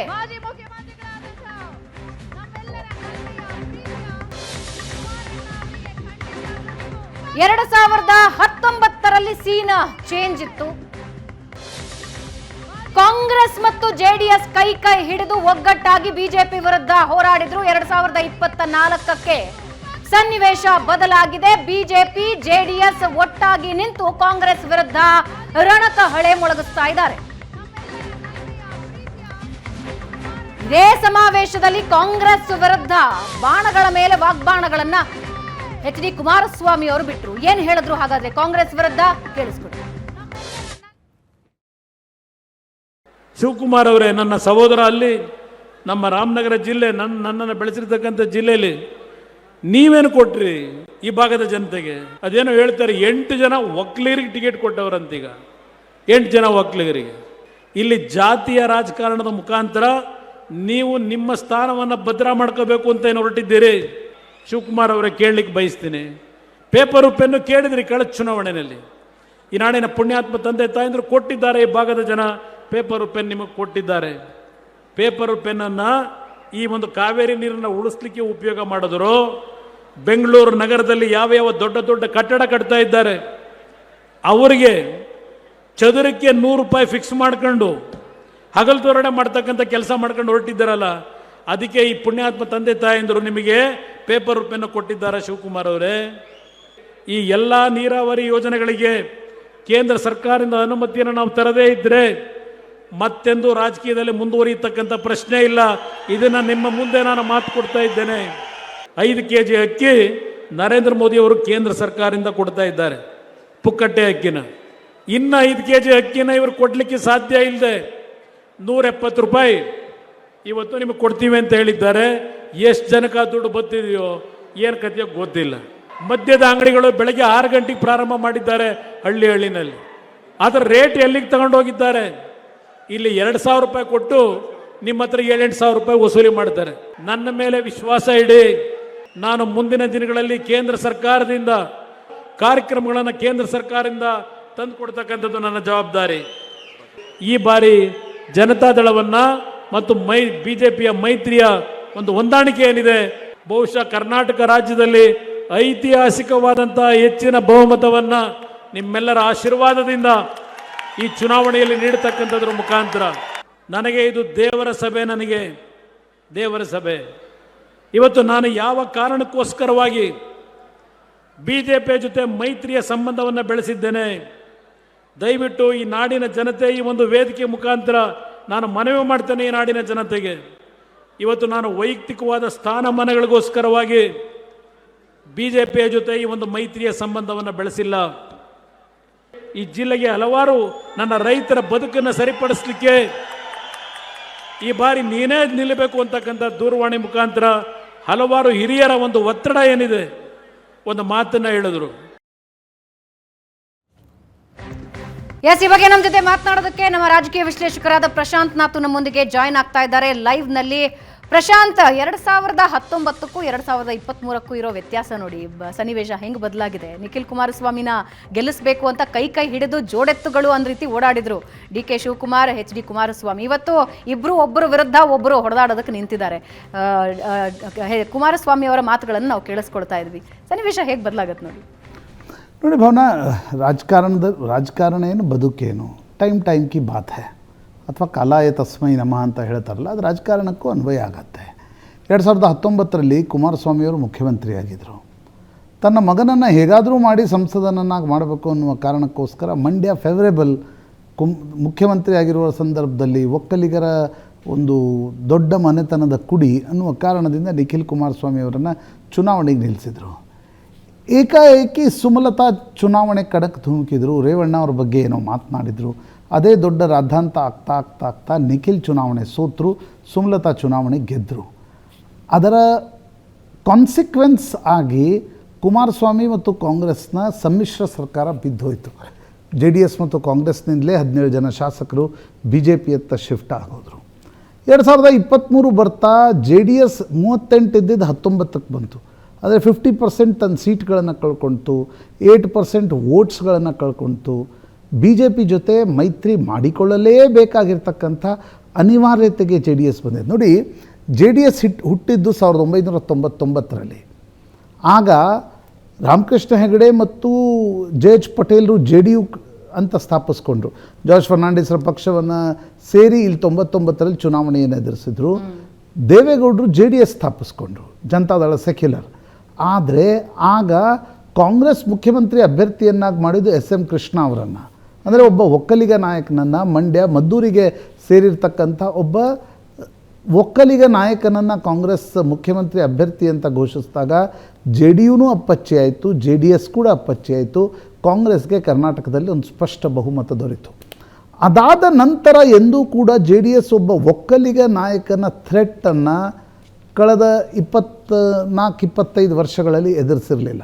2004, 2009 ಅಂದರೆ ಎಲ್ಲ ಚುನಾವಣೆಗಳನ್ನು ನೀವು ನೋಡಿ, ವಿಧಾನಸಭೆ ಮತ್ತು ಲೋಕಸಭಾ ಚುನಾವಣೆಗಳನ್ನು, ಎಲ್ಲೂ ಕೂಡ ಒಬ್ಬ ಒಕ್ಕಲಿಗ ನಾಯಕ ಉಭರ್ತಾ ಅಂದರೆ ಏನಂತಾರೆ, ಒಂದು ರೀತಿ ಎಮರ್ಜ್ ಆಗ್ತಿದ್ದಾರೆ ಅಂತಕ್ಕಂಥ ಭೀತಿ JDSನ್ನು ಕಾಡ್ತಾ ಇರಲಿಲ್ಲ. 2023ರಲ್ಲಿ ಮೊದಲ ಬಾರಿ DK ಶಿವಕುಮಾರ್ JDSನ 5% ಮತಗಳನ್ನು ತೆಗೆದುಕೊಂಡಾಗ JDSಗೊಂದು ರೀತಿ ಭೀತಿ ಶುರುವಾಯಿತು. ಒಂದು ವೇಳೆ ಡಿ ಕೆ ಶಿವಕುಮಾರನ್ನೇನಾದರೂ ಕಾಂಗ್ರೆಸ್ ಮುಖ್ಯಮಂತ್ರಿಯನ್ನಾಗಿ ಮಾಡಿದರೆ ಅದರ ನೇರ ಪರಿಣಾಮ ಜೆ ಡಿ ಎಸ್ ಮೇಲೆ ಆಗುತ್ತೆ ಅನ್ನೋ ಆ ಕಾರಣಕ್ಕೋಸ್ಕರ ಜೆ ಡಿ ಎಸ್ ಇವತ್ತು ಬಿ ಜೆ ಪಿ ಜೊತೆ ಮೈತ್ರಿ ಮಾಡ್ಕೊಳ್ತು. ಒಂದು ಬಿ ಜೆ ಪಿ ಹೈಕಮಾಂಡ್ ಮತ್ತು ಜೆ ಡಿ ಎಸ್ ಸುಮಲತಾ ಅವರನ್ನು ನ್ಯೂಟ್ರಲೈಸ್ ಮಾಡುವಲ್ಲಿ ಯಶಸ್ವಿಯಾಗಿದೆ. ಅಥವಾ ಸುಮಲತಾ ಕೂಡ ನಿಖಿಲ್ ಕುಮಾರಸ್ವಾಮಿ ಅವ್ರನ್ನ ಅಭ್ಯರ್ಥಿ ಮಾಡಿದರೆ ನಾನು ನಿಲ್ಲಬೇಕಾಗತ್ತೆ, ಕುಮಾರಸ್ವಾಮಿ ನಿಂತರೆ ನನ್ನ ಅಭ್ಯಂತರ ಇಲ್ಲ ಅಂತ ಹೇಳಿ ನಿಖಿಲ್ ಕುಮಾರಸ್ವಾಮಿಯನ್ನು ಪಕ್ಕಕ್ಕೆ ಸರಿಸಿ ಕುಮಾರಸ್ವಾಮಿಯವ್ರನ್ನ ಲೋಕಸಭಾ ಚುನಾವಣೆಗೆ ಅಭ್ಯರ್ಥಿ ಆಗುವ ಅನಿವಾರ್ಯತೆಯನ್ನು ಕೂಡ ಸೃಷ್ಟಿಸಿದ್ದಾರೆ. ಹೀಗಾಗಿ ನಿಶ್ಚಿತವಾಗಿ ಕುಮಾರಸ್ವಾಮಿ ಅವರಿಗೆ ಗೆಲ್ಲುವ ಅನಿವಾರ್ಯತೆ ಇದೆ. ಒಂದು ವೇಳೆ ಅವರ ಪಕ್ಷ ಈ ಇಡೀ ಕಾಂಗ್ರೆಸ್ ಮತ್ತು ಬಿ ಜೆ ಪಿಯ ಗುದ್ದಾಟದಲ್ಲಿ ಉಳಿಬೇಕಾದರೆ 3 ಸೀಟ್ಗೆ 3 ಸೀಟ್ಗಳನ್ನು ಗೆಲ್ಲಬೇಕು. ಡಾಕ್ಟರ್ ಮಂಜುನಾಥ್ರ ಸೀಟನ್ನು ಕೂಡ ಬೆಂಗಳೂರು ಗ್ರಾಮಾಂತರದಲ್ಲಿ ಗೆದ್ದುಕೊಂಡ್ರೆ ಮಾತ್ರ ಜೆ ಡಿ ಎಸ್ ಎಮರ್ಜ್ ಆಗಲಿಕ್ಕೆ ಸಾಧ್ಯ ಇದೆ. ಅದಾಗತ್ತಾ ಅಂತಕ್ಕಂಥ ಕುತೂಹಲವೇ ಮಂಡ್ಯದಲ್ಲಿ, ಬೆಂಗಳೂರು ಗ್ರಾಮಾಂತರದಲ್ಲಿ, ಹಾಸನದಲ್ಲಿ ನಿಶ್ಚಿತವಾಗಿ ಕಂಡು ಬರ್ತಾ ಇದೆ. ಒಂದು ಕಡೆ ಡಿ ಕೆ ಶಿವಕುಮಾರ್ ನೋಡಿ ಶ್ರೇಯಸ್ ಪಟೇಲ್ರ ಕೈ ಹಿಡಿದು ಹೇಳಿದ್ದಾರೆ ಈ ಬಾರಿ ಶ್ರೇಯಸ್ ಪಟೇಲ್ರನ್ನ ಗೆಲ್ಲಿಸಿ ಅಂತ. ಒಂದು ಕಡೆ ಮಂಡ್ಯದಲ್ಲಿ ಸ್ಟಾರ್ ಚಂದ್ರು ಅಂತ ಧನಾಢ್ಯ ಒಕ್ಕಲಿಗ ನಾಯಕನನ್ನು ತಂದು ಚುನಾವಣೆಗೆ ನಿಲ್ಲಿಸಲಾಗಿದೆ. ಇನ್ನೊಂದು ಕಡೆ ಬೆಂಗಳೂರು ಗ್ರಾಮಾಂತರದಲ್ಲಿ D K Suresh versus doctor Manjunath fight ದಿನದಿಂದ ದಿನಕ್ಕೆ ಇಂಟೆನ್ಸಿಫೈ ಆಗ್ತಾ ಸಾಗ್ತಾ ಇದೆ. ಹೀಗಾಗಿ ಈ ಇಡೀ ಚುನಾವಣೆ, ಹೋದ ಚುನಾವಣೆಯಲ್ಲಿ Mandya was a focus point. Correct. ನನಗನ್ಸುತ್ತೆ ಈ ಚುನಾವಣೆಯಲ್ಲಿ ಮಂಡ್ಯ ಫೋಕಸ್ ಪಾಯಿಂಟ್ ಇದೆ, ಆದರೆ ಬೆಂಗಳೂರು ಗ್ರಾಮಾಂತರ ಅದಕ್ಕಿಂತ ಜಾಸ್ತಿ ಫೋಕಸ್ ಪಾಯಿಂಟ್ ಆಗಿದೆ. ಅಲ್ಲ, ಈಗ ಕುಮಾರಸ್ವಾಮಿ ಅವರು ಸ್ವತಃ ಅಖಾಡದಲ್ಲಿರೋದ್ರಿಂದ ಆ ಇಂಟೆನ್ಸಿಟಿ ಕಳ್ಕೊಳ್ಳುತ್ತಾ, ಅಂದ್ರೆ ಆ ಕುತೂಹಲ ಕಳ್ಕೊಳ್ಳುತ್ತಾ? ಅಲ್ಲ, ನಾನು ಕುತೂಹಲ ಕಳ್ಕೊಳ್ಳುತ್ತೆ ಅಂತ ಹೇಳ್ತಾ ಇಲ್ಲ, ಆದರೆ ನಿಖಿಲ್ ಕುಮಾರಸ್ವಾಮಿ ನಿಂತಿದ್ರೆ ಇನ್ನೊಂದಿಷ್ಟು ಫೋಕಸ್ ಪಾಯಿಂಟ್ ಆಗ್ತಾಯಿತ್ತು. ಕುಮಾರಸ್ವಾಮಿ ಅವರಿಗೆ ಮಂಡ್ಯ ತುಂಬ ಕಷ್ಟ ಆಗುತ್ತೆ ಅಂತಕ್ಕಂಥದ್ದು at this point of time ಅನ್ನಿಸ್ತಾ ಇಲ್ಲ. ಯಾಕಂದರೆ ಒಬ್ಬ ದೊಡ್ಡ ನಾಯಕ, ಮಾಜಿ ಮುಖ್ಯಮಂತ್ರಿ ದೇವೇಗೌಡರ ಮಗ ಇವತ್ತು ಕಷ್ಟದಲ್ಲಿದ್ದಾರೆ, ಮಂಡ್ಯಕ್ಕೆ ಹೋಗಿ ನಿಂತಿದ್ದಾರೆ. ಹೀಗಾಗಿ ನನಗೆ ಮಂಡ್ಯದ ಬಗ್ಗೆ ಜಾಸ್ತಿ ಏನೋ ಸಮಸ್ಯೆ ಆಗುತ್ತೆ ಕುಮಾರಸ್ವಾಮಿ ಅವ್ರಿಗೆ ಅನ್ನಿಸ್ತಾ ಇಲ್ಲ. ಆದರೆ ಬೆಂಗಳೂರು ಗ್ರಾಮಾಂತರದಲ್ಲಿ ಏನಾಗುತ್ತೆ, ಈ B J P J D ಎಸ್ನ ಮೈತ್ರಿಯ ಹೊರತಾಗಿಯೂ ಕೂಡ ಡಿ ಕೆ ಸುರೇಶ್ ಗೆದ್ದು ಬಂದರೆ, ಡಿ ಕೆ ಶಿವಕುಮಾರ್ ಒಂದು ವೇಳೆ ಹಳೆ ಮೈಸೂರು ಭಾಗದಲ್ಲಿ ನಿಲ್ಲಿಸಿರ್ತಕ್ಕಂಥ ಎಲ್ಲ ಒಕ್ಕಲಿಗ ಅಭ್ಯರ್ಥಿಗಳನ್ನು ಗೆಲ್ಲಿಸ್ಕೊಂಡ್ರೆ ಅದೊಂದು ಬೇರೆ ರೀತಿಯ ವಿಶ್ಲೇಷಣೆಗೆ ಕಾರಣ ಆಗತ್ತೆ. ರೈಟ್ ಪ್ರಶಾಂತ್. ಮಹಾರಾಷ್ಟ್ರದಲ್ಲಿ INDIA ಮೈತ್ರಿ ಗೊಂದಲ ಈಗಲೂ ಕೂಡ ಮುಂದುವರಿತಾ ಇದೆ. ಮಹಾವಿಕಾಸ್ ಅಗಾಡಿಯಲ್ಲಿ ಸೀಟು ಹಂಚಿಕೆಯಲ್ಲಿ ತಿಕ್ಕಾಟ ನಡೀತಾ ಇದೆ. ಕಾಂಗ್ರೆಸ್ ಶರದ್ ಮಾತಿಗೆ ಉದ್ಧವ್ ಠಾಕ್ರೆ ಬೆಲೆ ಕೊಡ್ತಾ ಇಲ್ವಾ? ಸಾಂಗ್ಲಿ ಮುಂಬೈ ದಕ್ಷಿಣ, ಸೆಂಟ್ರಲ್ ಮುಂಬೈ ಆಗ್ನೇಯ, ಭಿವಂಡಿ, ಹಟ್ಕಾನಾಂಗ್ಲೆ ಕ್ಷೇತ್ರಗಳಿಗಾಗಿ ಮೂವರ ಮಧ್ಯೆ ಹಗ್ಗಜಗ್ಗಾಟ ನಡೀತಾ ಇದೆ. ಈ ಕ್ಷೇತ್ರ ಹಂಚಿಕೆಗೂ ಮುನ್ನವೇ ಟಿಕೆಟ್ ಘೋಷಣೆ ಮಾಡಿದ್ದಾರೆ ಉದ್ಧವ್. 17 ಸೀಟುಗಳ ಘೋಷಣೆ ಬಳಿಕ ಕಾಂಗ್ರೆಸ್ ನಾಯಕರು ಸಿಡಿದಿದ್ದಾರೆ. ನಿನ್ನೆ ಮತ್ತೆ 4 ಕ್ಷೇತ್ರಗಳ ಘೋಷಣೆಯಾಗಿದೆ. ಟಿಕೆಟ್ ಘೋಷಣೆ ಮಾಡಿರೋ ಈ ಘಟನೆ ಉದ್ಧವ್ ಠಾಕ್ರೆ ಮತ್ತು ಕಾಂಗ್ರೆಸ್ ನಡುವೆ ಮತ್ತಷ್ಟು ಜೋರಾದ ಫೈಟ್ ಶುರುವಾಗುತ್ತಾ ಅನ್ನೋ ಪ್ರಶ್ನೆಗಳನ್ನ ಹುಟ್ಟು ಮಾಡ್ತಾ ಇದೆ.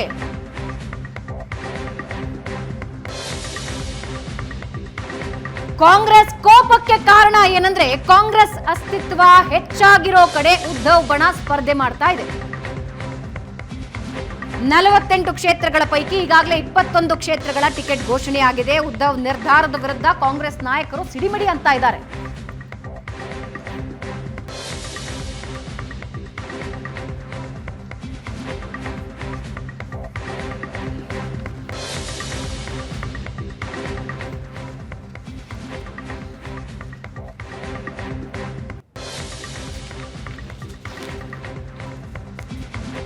ಹಾಗಾದ್ರೆ ಕಾಂಗ್ರೆಸ್ ಸಿಡಿಮಿಡಿ ಆಗ್ತಾ ಇರೋದಕ್ಕೆ ಏನ್ ಕಾರಣ?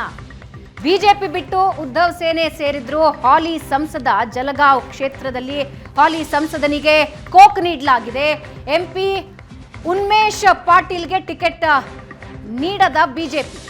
ಉನ್ಮೇಶ್ ಪಾಟೀಲ್ ಬದಲು ಸ್ಮಿತಾ ವಾಘ್ಗೆ ಬಿಜೆಪಿ ಟಿಕೆಟ್ ನೀಡಿದೆ. ಟಿಕೆಟ್ ಸಿಗದೇ ಇರೋದಕ್ಕೆ ಬಿಜೆಪಿ ತೊರೆದು ಉದ್ಧವ್ ಬಣ ಸೇರ್ಪಡೆಯಾಗಿದ್ದಾರೆ. 21 ಕ್ಷೇತ್ರಗಳ ನೇಮ್ ಅನೌನ್ಸ್ ಈಗಾಗಲೇ ಆಗಿದೆ. ಎಲ್ಲಿ ಕೂತು ಡಿಸ್ಕಸ್ ಮಾಡಬೇಕಿತ್ತು ಅದಕ್ಕೂ ಮುಂಚೆಯೇ ಉದ್ಧವ್ ಠಾಕ್ರೆ ತಮ್ಮ ಸೀಟುಗಳ ಅನೌನ್ಸ್ಮೆಂಟ್ ಮಾಡಿದ್ದಾರೆ. ಇದರಿಂದಾಗಿ ಕಾಂಗ್ರೆಸ್ ಸಹಜವಾಗಿ ಕೋಪ ಮಾಡಿಕೊಂಡಿದೆ. ಹಾಗಾದ್ರೆ ಕ್ಷೇತ್ರಗಳು ಏನು ಹೇಳ್ತಾ ಇವೆ ಅನ್ನೋದನ್ನ ನೋಡ್ತಾ ಹೋಗೋಣ. ಭಿವಂಡಿ ಕ್ಷೇತ್ರಕ್ಕಾಗಿ ಎನ್ಸಿಪಿ ಕಾಂಗ್ರೆಸ್ ಮಧ್ಯೆ ಪೈಪೋಟಿ ಇದೆ. ಭಿವಂಡಿ 6 ಶಾಸಕರ ಪೈಕಿ ಒಬ್ಬ ಕೂಡ ಕಾಂಗ್ರೆಸ್ನಿಂದ ಗೆದ್ದಿಲ್ಲ. ಆದ್ರೆ 2019 ಚುನಾವಣೆಯಲ್ಲಿ 2ನೇ ಸ್ಥಾನ ಪಡ್ಕೊಂಡಿತ್ತು ಕಾಂಗ್ರೆಸ್. ಭಿವಂಡಿಯಲ್ಲಿ ಒಬ್ಬ ಶಾಸಕನನ್ನ ಹೊಂದಿದೆ ಎನ್ಸಿಪಿ ಮತ್ತೆ ಕಾಂಗ್ರೆಸ್ ನಡುವೆ ಜಗಳಕ್ಕೆ ಇದೇ ಕಾರಣ ಆಗಿದೆ. ಎನ್ಸಿಪಿ ಶಾಸಕರ ಆಧಾರದಲ್ಲಿ ಶರದ್ ಪವಾರ್ ಸ್ಪರ್ಧೆ ಮಾಡೋದಕ್ಕೆ ಪಟ್ಟು ಹಿಡಿತಾ ಇದ್ದಾರೆ 2019 ಚುನಾವಣೆಯನ್ನ ಗಮನದಲ್ಲಿಟ್ಕೊಂಡು. ಈ ಬಗ್ಗೆ ಇನ್ನಷ್ಟು ಡೀಟೇಲ್ಸ್ ಅನ್ನ ನಮ್ಮ ಜೊತೆ ಹಂಚ್ಕೊಳ್ತಾರೆ ಪ್ರಶಾಂತ್ ನಾತು, ನಮ್ಮ ರಾಜಕೀಯ ವಿಶ್ಲೇಷಕರು ನಮ್ಮ ಜೊತೆ ಲೈವ್ ನಲ್ಲಿ ಜಾಯ್ನ್ ಆಗ್ತಾ ಇದ್ದಾರೆ. ಪ್ರಶಾಂತ್, ಸೀಟುಗಳ ಹಂಚಿಕೆಗೆ ಮುನ್ನವೇ ಉದ್ಧವ್ ಠಾಕ್ರೆ ಮೇಲಿಂದ ಮೇಲೆ ಸೀಟುಗಳ ಅನೌನ್ಸ್ಮೆಂಟ್ ಮಾಡ್ತಾ ಇದ್ದಾರೆ. ಏನು ನೋಡ್ತಾ ಇದೆ ಅವ್ರ ತಲೆಯಲ್ಲಿ? ಭವನ 3 ಪಕ್ಷಗಳು ಒಟ್ಟಾಗಿ ಮಹಾರಾಷ್ಟ್ರ ವಿಕಾಸ್ ಅಘಾಡಿ ಇದೆ. ಅವು ಎಂದೂ ಪ್ರೀಪೋಲ್ ಅಲೈನ್ಸನ್ನು ಮಾಡಿಕೊಂಡಿಲ್ಲ. ಅಂದರೆ ಶಿವಸೇನೆ, ಅದರಲ್ಲಿ ಉದ್ಧವ್ ಠಾಕ್ರೆ ಬಣ ಶಿವಸೇನೆದಿದೆ. ಅಂದರೆ ಏಕನಾಥ್ ಶಿಂದೆ ಹೊರಗಡೆ ಹೋಗಿದ್ದಾರೆ. ಶರದ್ ಪವಾರ್, ಅದರಲ್ಲಿ ಅಜಿತ್ ದಾದಾ ಪವಾರ್ BJP ಜೊತೆಗೆ ಹೋಗಿದ್ದಾರೆ. ಕಾಂಗ್ರೆಸ್ ಪಕ್ಷ ಇದೆ, ಅಲ್ಲಿ ಅಶೋಕ್ ಚೌಹಾಣ್ ಮರಾಠವಾಡದ ದೊಡ್ಡ ನಾಯಕ BJP ಜೊತೆಗೆ ಹೋಗಿದ್ದಾರೆ. ಹೀಗಾಗಿ 3 ಪಕ್ಷಗಳ ಸ್ಪೇಸ್ ಶ್ರಿಂಕ್ ಆಗಿದೆ. ಹೀಗಾಗಿ ಮಾತುಕತೆಯ ಸಂದರ್ಭದಲ್ಲಿ ಈಗ ಉದ್ಧವ್ ಠಾಕ್ರೆ ಹೇಳ್ತಾ ಇರೋದೇನು, 2019ರಲ್ಲಿ ಅಮಿತ್ ಶಾ ಅವರಿಗೆ 50% ಸೀಟ್ ಶೇರಿಂಗ್ ಮಾಡ್ಕೊಂಡಿದ್ರು ಲೋಕಸಭಾ ಚುನಾವಣೆಯಲ್ಲಿ. 24 BJPಗೆ, 24 ಶಿವಸೇನೆಗೆ ಅಂತಕ್ಕಂಥದ್ದು. ಸಣ್ಣ ಪಕ್ಷಗಳ ಕೋಟಾವನ್ನು ಕೂಡ ಕೊಡಲಾಗಿತ್ತು. ಈಗ ಉದ್ಧವ್ ಠಾಕ್ರೆ ಏನು ಹೇಳ್ತಿದ್ದಾರೆ, 18 ಜನ ನಮ್ಮಿಂದ ದೂರ ಹೋದರು ಏಕನಾಥ್ ಶಿಂದೆ ಜೊತೆಗೆ. ಆದರೆ ಆ 18 ಪ್ಲಸ್ ಉಳಿದ 4-5 ಸೀಟ್ಗಳ ಏನು ಕ್ಲೇಮ್ ಇದೆ ಅದು ನಮ್ದಾಗತ್ತೆ. ಯಾಕಂದರೆ ನಾವು ಕಳೆದ ಬಾರಿಯಲ್ಲಿ ಚುನಾವಣೆಗೆ ನಿಂತಿದ್ದೀವಿ ಅಂತಕ್ಕಂಥದ್ದು. NCP ಬರೀ 4 ಸೀಟ್ಗಳನ್ನು ಕಳೆದ ಬಾರಿ ಗೆದ್ದಿತ್ತು. ಹೀಗಾಗಿ 4 ಸೀಟ್ಗಳಲ್ಲೇ NCP ಚುನಾವಣೆಯನ್ನು ಎದುರಿಸಬೇಕೇ ಹೊರತು ಜಾಸ್ತಿ ಸೀಟ್ಗಳನ್ನು NCPಗೆ ನೀಡುವಂತಿಲ್ಲ ಅಂತಕ್ಕಂಥದ್ದು ಉದ್ಧವ್ ಬಣದ ವಾದ. ಇನ್ನು ಕಾಂಗ್ರೆಸ್ ಎಲ್ಲೆಲ್ಲಿ ಪ್ರಬಲವಾಗಿದೆ, ಫಾರ್ ಎಕ್ಸಾಂಪಲ್ ಈಗ ಭಿವಂಡಿ ಪ್ರಬಲವಾಗಿದೆ, ಅಲ್ಲಿ NCP ಟಿಕೆಟ್ ಕೇಳ್ತಾ ಇದೆ, ಕಾಂಗ್ರೆಸ್ನ ಒಬ್ಬ ಶಾಸಕರು ಇಲ್ಲ ಅನ್ನುವ ಕಾರಣಕ್ಕೋಸ್ಕರ. ಸಾಂಗ್ಲಿ ಕ್ಷೇತ್ರ, ಅಲ್ಲಿ ಕಾಂಗ್ರೆಸ್ ಕಳೆದ ಬಾರಿ ನಂಬರ್ 2 ಪಾರ್ಟಿ ಇತ್ತು, BJP 2 ಬಾರಿಯಿಂದ ಅಲ್ಲಿ ಗೆಲ್ತಾ ಇದೆ. ಶಿವಸೇನೆ ಹೇಳ್ತಾ ಇದೆ ಸಾಂಗ್ಲಿ ನಮಗೆ ಬಿಟ್ಟುಕೊಡ್ಬೇಕು, ಕಾಂಗ್ರೆಸ್ಸಲ್ಲಿ 2 ಬಾರಿ ಸೋತಿದೆ, ಕಾಂಗ್ರೆಸ್ ಗೆಲ್ಲುವ ಸಾಧ್ಯತೆ ಇಲ್ಲ, ಈಗ ಕಾಂಗ್ರೆಸ್ಸಲ್ಲಿ ಕ್ಲೇಮ್ ಮಾಡಬೇಡಿ ಅಂತಕ್ಕಂಥದ್ದು. ಪಕ್ಕದ ಕೊಲ್ಲಾಪುರ ಕ್ಷೇತ್ರ, ಹಟ್ಕಾನಾಂಗ್ಲೆ, ಎಲ್ಲ ಕ್ಷೇತ್ರಗಳಲ್ಲೂ ಕೂಡ ಶಿವಸೇನೆ, ಕಾಂಗ್ರೆಸ್ ಮತ್ತು NCP ಮಧ್ಯೆ ಒಂದು ಪೈಪೋಟಿ ಇದೆ. 3 ಪಕ್ಷಗಳು ಒಟ್ಟಿಗೆ ಕುಳಿತು ಇವ್ರಿಗೆ ಸೀಟು ಅಂತಕ್ಕಂಥ ಮಾತುಕತೆ ನಡೆಯುವ ಸಂದರ್ಭದಲ್ಲೇ ಉದ್ಧವ್ ಠಾಕ್ರೆ ಹೊರಗಡೆ ಬಂದು 17 ಸೀಟನ್ನು ಅನೌನ್ಸ್ ಮಾಡಿಬಿಟ್ರು. ಅದು ಶರದ್ ಪವಾರ್ ಮತ್ತು ಕಾಂಗ್ರೆಸ್ಸನ್ನು ಕೆರಳಿಸ್ತು. ನಂತರ ಶರದ್ ಪವಾರ್ ಒಂದು ಸಭೆಯನ್ನು, 3 ಪಕ್ಷಗಳ ಒಂದು ಸಭೆಯನ್ನು ಕರೆದ್ರು. ಅಲ್ಲಿ ಉದ್ಧವ್ ಠಾಕ್ರೆ ಹೋಗಲಿಲ್ಲ, ಬದಲಿಗೆ ಸಂಜಯ್ ರಾವುತ್ರನ್ನು ಆ ಸಭೆಗೆ ಕಳಿಸಿದರು. ಸುಮಾರು 21ರಿಂದ 22 ಕ್ಷೇತ್ರಗಳಲ್ಲಿ ನಮ್ಮದು ಅಭ್ಯರ್ಥಿ ನಿಲ್ತಾರೆ ಅಂತಕ್ಕಂಥದ್ದನ್ನು ಉದ್ಧವ್ ಠಾಕ್ರೆ ಸ್ಪಷ್ಟವಾಗಿ ಹೇಳ್ತಿದ್ದಾರೆ. ಆದರೆ ಅದು ಮೀಟಿಂಗ್ನಲ್ಲಿ ಡಿಸೈಡ್ ಆಗ್ತಾ ಇಲ್ಲ. 3 ಪಕ್ಷಗಳು ಒಟ್ಟಿಗೆ ಕುಳಿತು ಅದನ್ನು ಕೇಳ್ತಾ ಇಲ್ಲ. ಫಾರ್ ಎಕ್ಸಾಂಪಲ್ ಸಂಜಯ್ ನಿರುಪಮ್ ಮುಂಬೈ ಈಶಾನ್ಯ ಕ್ಷೇತ್ರದಿಂದ ಕಳೆದ ಬಾರಿ ಗೆದ್ದಿದ್ರು. ಈ ಬಾರಿ ಶಿವಸೇನೆ ಏನು ಹೇಳ್ತಿದೆ, ನಮ್ಮ MP ಗಜಾನನ್ ಕೀರ್ತಿಕರ್ ಏಕನಾಥ್ ಶಿಂದೆ ಬಣದ ಜೊತೆ ಹೋಗಿದ್ದಾರೆ, ಇನ್ನೊಬ್ಬ ಕೀರ್ತಿಕರ್ಗೆ ನಾವೇ ಟಿಕೆಟ್ ಕೊಡ್ತೀವಿ, ಕಾಂಗ್ರೆಸ್ಸಿಗೆ ಯಾಕೆ ಬಿಟ್ಕೊಡ್ಬೇಕು ಅಂತಕ್ಕಂಥದ್ದು ಉದ್ಧವ್ ಬಣದ ವಾದ. ಹೀಗಾಗಿ ಸಂಜಯ್ ನಿರುಪಮ್ ತಿರುಗಿ ಬಿದ್ದರು. ಸಂಜಯ್ ನಿರುಪಮ್ ನಿನ್ನೆ ಕಾಂಗ್ರೆಸ್ಗೆ ರಾಜೀನಾಮೆ ನೀಡಿದರು. ಕಾಂಗ್ರೆಸ್ ಕೂಡ ಅವರನ್ನು ಉಚ್ಚಾಟನೆ ಮಾಡಬೇಕಾಗಿರ್ತಕ್ಕಂಥ ಪರಿಸ್ಥಿತಿ ನಿರ್ಮಾಣವಾಯಿತು. ಹೀಗಾಗಿ 3 ಪಕ್ಷಗಳ ಸ್ಪೇಸ್ ಶ್ರಿಂಕ್ ಆಗಿರೋದ್ರಿಂದ ಯಾರು ಎಲ್ಲಿ ನಿಲ್ಲಬೇಕು ಅಂತಕ್ಕಂಥದ್ರ ಬಗ್ಗೆ ತೀರ ಗೊಂದಲ ಇದೆ. ಯಾಕಂದರೆ ಹಾಲಿ ಸಂಸದರು BJP ಜೊತೆಗೆ ಹೋಗಿದ್ದಾರೆ. ಉದ್ಧವ್ ಠಾಕ್ರೆ ಹೇಳ್ತಿದ್ದಾರೆ ಹಾಲಿ ಸಂಸದರು ಹೋದರೆ ಏನಂತೆ, ನಮ್ಮ ಕ್ಯಾಡರಲ್ಲಿ ಇಂಟ್ಯಾಕ್ಟ್ ಇದೆ, ನಮ್ಮ ಪಾರ್ಟಿ ಸ್ಟ್ರಕ್ಚರ್ ಸಿಸ್ಟಮ್ ಇಂಟ್ಯಾಕ್ಟ್ ಇದೆ, ಹೀಗಾಗಿ ಅಪ್ಯಾರಟಸ್ ನಮ್ಮ ಜೊತೆಗಿರುವಾಗ ಆ ಸೀಟನ್ನು ಕಾಂಗ್ರೆಸ್ಗೆ ಯಾಕೆ ಬಿಟ್ಕೊಡ್ಬೇಕು. ಯಾವತ್ತು ನೋಡಿ BJP ಶಿವಸೇನೆಯ ಮೈತ್ರಿ ಬಂದಾಗ ಅದಕ್ಕೊಂದು 20 ವರ್ಷಗಳ ಇತಿಹಾಸ ಇತ್ತು. ಈ ಕ್ಷೇತ್ರ BJPಗೆ, ಈ ಕ್ಷೇತ್ರ ಶಿವಸೇನೆಗೆ ಅಂತ. ಇಲ್ಲಿ ಆ ಪ್ರೆಸಿಡೆನ್ಸ್ ಇಲ್ಲ. ಈಗ ಅದು ಅಜಿತ್ ದಾದಾ ಪವಾರ್ BJP ಮತ್ತು ಏಕನಾಥ್ ಶಿಂದೆ ಅವ್ರಿಗೂ ಸಮಸ್ಯೆ ಆಗ್ತಾ ಇದೆ, ಆ ಒಂದು ಪ್ರೆಸಿಡೆನ್ಸ್ ಇಲ್ಲದೆ ಇರೋದು. ಇಲ್ಲಿ ಆ ಪ್ರೆಸಿಡೆನ್ಸೇ ಇಲ್ಲ. NCP ಶಿವಸೇನೆ ಎಂದೂ ಒಟ್ಟಾಗಿ ಬಂದಿಲ್ಲ, NCP ಉದ್ಧವ್ ಠಾಕ್ರೆ ಎಂದೂ ಒಟ್ಟಾಗಿ ಬಂದಿಲ್ಲ. ಹೀಗಾಗಿ ಉದ್ಧವ್ ಠಾಕ್ರೆ ಏನು ಹೇಳ್ತಿದ್ದಾರೆ, ಕಳೆದ ಬಾರಿ ನಮ್ಗೆ 50% ಸೀಟನ್ನು BJP ಅವರು ಬಿಟ್ಟುಕೊಟ್ಟಿದ್ರು, ಈ ಬಾರಿ ನೀವು ಕೂಡ 50% ಸೀಟನ್ನು ಬಿಟ್ಟುಕೊಡಿ ಅಂತ. ಕಾಂಗ್ರೆಸ್ನ ನಾಯಕರು ಕೇಳ್ತಿದ್ದಾರೆ. ಕಾಂಗ್ರೆಸ್ಗೆ ಏನು ಭೀತಿ ಇದೆ ಕಾಂಗ್ರೆಸ್ನ ನಾಯಕರಿಗೆ ಅಂತಂದರೆ, 1989ರಲ್ಲಿ ಉತ್ತರ ಪ್ರದೇಶದಲ್ಲಿ ಕಾಂಗ್ರೆಸ್ ಇದೇ ತಪ್ಪನ್ನು ಮಾಡಿತು. ಮೈತ್ರಿ ಮಾಡ್ಕೊಳ್ತು BSPಯ ಮಾಯಾವತಿ ಜೊತೆಗೆ. 91 ಬರ್ತಾ ಬರ್ತಾ ಮಾಯಾವತಿ ಕಾಂಗ್ರೆಸ್ ಇದೆಯೋ ಇಲ್ವೋ ಅನ್ನುವ ಸ್ಥಿತಿಗೆ ಉತ್ತರ ಪ್ರದೇಶದಲ್ಲಿ ತಂದಿಟ್ರು. ರೈಟ್. ಕಾಂಗ್ರೆಸ್ ನಾಯಕರು ಹೇಳ್ತಾ ಇದ್ದಾರೆ, ನೀವೀಗ ಉದ್ಧವ್ ಠಾಕ್ರೆ ಜೊತೆ ಮೈತ್ರಿ ಮಾಡ್ಕೊಳ್ತಾ ಇದ್ದೀರಿ ಶಿವಸೇನೆ ಜೊತೆಗೆ, ಶಿವಸೇನೆ NCP ಇಬ್ಬರು ಸೇರಿಕೊಂಡು ಕಾಂಗ್ರೆಸ್ಸನ್ನು ಮುಗಿಸಾಕ್ತಾರೆ, ಮುಂದೇನು ಅಂತಕ್ಕಂಥ ಪ್ರಶ್ನೆಯನ್ನು ಕಾಂಗ್ರೆಸ್ ನಾಯಕರು ಕೇಳ್ತಾ ಇದ್ದಾರೆ. ಆದರೆ ಕಾಂಗ್ರೆಸ್ನಲ್ಲೂ ಒಬ್ಬ ದೊಡ್ಡ ನಾಯಕ ಅಂತ ಇಲ್ಲ. ಇದ್ದವರು ಅಶೋಕ್ ಚೌಹಾಣ್ ಹೋದರು, ಪೃಥ್ವಿರಾಜ್ ಚೌಹಾಣ್ಗೆ ಕಾಂಗ್ರೆಸ್ನ ಸಂಘಟನೆ ಮೇಲೆ ಹಿಡಿತಾ ಇಲ್ಲ. ಈಗ ವಿಲಾಸರಾವ್ ದೇಶ್ಮುಖ್ ಮಗ ಅಮಿತ್ ದೇಶ್ಮುಖ್ ಇದ್ದಾರೆ, ತಮ್ಮ ಜಿಲ್ಲೆಗೆ ಸೀಮಿತವಾಗಿ ಲಾತೂರ್ಗೆ ಸೀಮಿತವಾಗಿದ್ದಾರೆ. ಆ ಕಾರಣದಿಂದ ಕಾಂಗ್ರೆಸ್ಗೂ ಕೂಡ ಒಂದು ರಾಜ್ಯ ನಾಯಕತ್ವ ಇಲ್ಲ. ಅಲ್ಲಿ OIC ಪಾರ್ಟಿ ಕೂಡ ಬರುತ್ತೆ. OIC ಪಾರ್ಟಿಯಿಂದ ಮರಾಠವಾಡದಲ್ಲಿ ಎಲ್ಲ ಕ್ಷೇತ್ರಗಳಲ್ಲಿ OIC ಕ್ಯಾಂಡಿಡೇಟ್ ಹಾಕ್ತಿದ್ದಾರೆ. ಹೀಗಾಗಿ ಮುಸ್ಲಿಂ ಮತಗಳನ್ನು ಕಳೆದುಕೊಳ್ಳುವ ಭೀತಿ ಕೂಡ ಮಹಾರಾಷ್ಟ್ರ ವಿಕಾಸ್ ಅಘಾಡಿಗಿದೆ. ಇಂಡಿಯಾ ಟುಡೇ ಒಂದು ಸರ್ವೆ ಮಾತ್ರ ಮಹಾರಾಷ್ಟ್ರದಲ್ಲಿ ಮಹಾರಾಷ್ಟ್ರ ವಿಕಾಸ್ ಅಘಾಡಿ 26 ಕ್ಷೇತ್ರಗಳನ್ನು ಗೆದ್ದುಕೊಳ್ಬಹುದು, NDA 22 ಗೆಲ್ಲಬಹುದು ಅಂತಕ್ಕಂಥ ಭವಿಷ್ಯ ನುಡಿದಿತ್ತು. ಅದು ಸಾಧ್ಯ ಆಗಬೇಕಾದ್ರೆ ಟಿಕೆಟ್ ಹಂಚಿಕೆಯಲ್ಲಿ ಒಂದು ರೀತಿಯಾಗಿರ್ತಕ್ಕಂಥ ತಾಳಮೇಳ ಹೊಂದಾಣಿಕೆ ಆಗಬೇಕು. ಆ ತಾಳಮೇಳ ಹೊಂದಾಣಿಕೆ ಆಗ್ತಾ ಇಲ್ಲ ಅನ್ನೋದು ಇಲ್ಲಿ ಸ್ಪಷ್ಟವಾಗ್ತಾ ಇದೆ ಪ್ರಶಾಂತ್. ಈಗ ಎರಡೂ ವರ್ಗಕ್ಕೆ ಬರೋಣ. ಒಂದು ಕಡೆ BJP ಅಜಿತ್ ದಾದಾ ಪವಾರ್ ಮತ್ತು ಏಕನಾಥ್ ಶಿಂದೆ, ಮತ್ತೊಂದು ಕಡೆ ಕಾಂಗ್ರೆಸ್ NCP ಮತ್ತು ಉದ್ಧವ್ ಠಾಕ್ರೆ. ಯಾರು ತಕಡಿ ಹೆಚ್ಚು ತೂಗ್ತಾ ಇದೆ ನೋಡಿ, ಈಗಲೇ ಇದನ್ನು ಸ್ಪಷ್ಟವಾಗಿ ಹೇಳಕ್ಕೆ ಸಾಧ್ಯ ಇಲ್ಲ. ಯಾಕಂದರೆ ಎರಡೂ ತಕ್ಕಡಿಗಳು ಸಮವಾಗಿ ತೂಗ್ತಾ ಇದ್ವು. ಈಗ ಉದ್ಧವ್ ಠಾಕ್ರೆಗೆ ಅನಿಸುತ್ತೆ ನನಗೊಂದು ಸಿಂಪತಿ ಇದೆ ಮುಂಬೈ ಭಾಗದಲ್ಲಿ, ಕಾಂಗ್ರೆಸ್ ಒಂದು ರೀತಿ ಸಂಘಟನೆಯನ್ನು ನಿಧಾನವಾಗಿ ಕಳೆದುಕೊಳ್ತಾ ಇದೆ. ಶರದ್ ಪವಾರ್ಗೆ ಅನಿಸ್ತಾ ಇದೆ ನನ್ನ ಅಣ್ಣನ ಮಗ ನನ್ನನ್ನು ಬಿಟ್ಟು ಹೋದ್ಮೇಲೆ ನನಗೊಂದು ಸಿಂಪತಿ ಇದೆ ಅಂತಕ್ಕಂಥದ್ದು. ಹೀಗಾಗಿ ಅದು ಲೋಕಸಭಾ ಚುನಾವಣೆಯಲ್ಲಿ ಸಿಂಪತಿ ಎಷ್ಟು ವರ್ಕ್ ಆಗುತ್ತೆ, ಕಾಸ್ಟ್ ಕಾಂಬಿನೇಷನ್ ಎಷ್ಟು ವರ್ಕ್ ಆಗುತ್ತೆ. ಯಾಕಂದರೆ ಈ ಮರಾಠ ಮೀಸಲಾತಿಯ ಆಂದೋಲನ ಕೂಡ ಕಳೆದ 2-3 ತಿಂಗಳ ಹಿಂದೆ ದೊಡ್ಡ ಪ್ರಮಾಣದಲ್ಲಿ ನಡೀತು.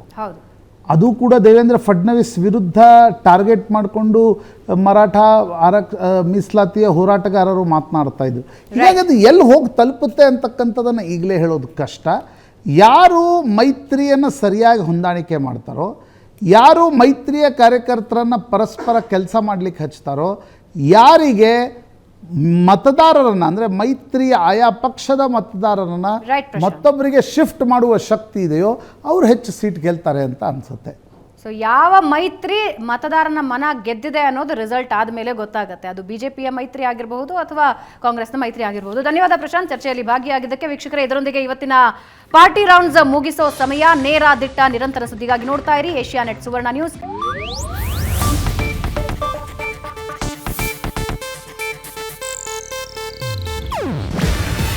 ಇದು ಏಷ್ಯಾನೆಟ್ ನ್ಯೂಸ್ ನೆಟ್ವರ್ಕ್ ಪ್ರಸ್ತುತಿ. ನೀವು ನೋಡ್ತಿದ್ದೀರಾ ಏಷ್ಯಾನೆಟ್ ಸುವರ್ಣ ನ್ಯೂಸ್.